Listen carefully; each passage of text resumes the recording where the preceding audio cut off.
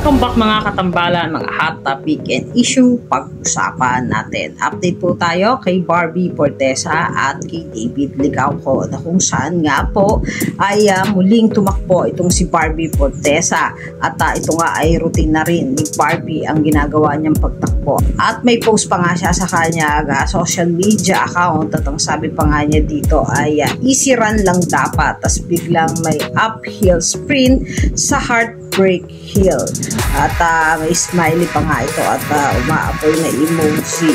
Matapos naman ang ginawa nga na pagtakbo nitong si Barbie Fortesa ay kumakain nga ito ng tahon na kanyang pinlex pa nga at nakasmile pa nga itong si Barbie. Bakas naman kay Barbie na kahit na pagod doon sa ginawa niyang routine na pagtakbo ay makikita pa rin kay Barbie na napakaganda ng mukha nito at maaliwalas at mamula-mula pa nga ang face nitong si Barbie. May post din siya sa kanyang IG story na this era is called keeping a good heart but more selective about who gets access to it.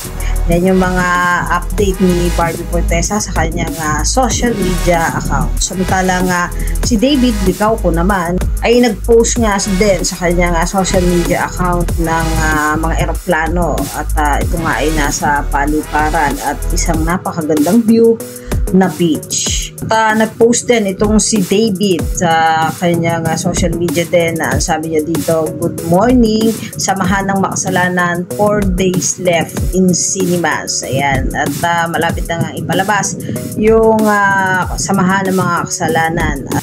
Yan yung mga update natin ngayon kay Barbie Fortesa at kay David Licauco. Kayo mga katambalan, ano ang masasabi nyo? Comment lang sa comment section at pag-usapan natin. Yan ang mga hot topic and issue dito lamang sa Tambalang JK.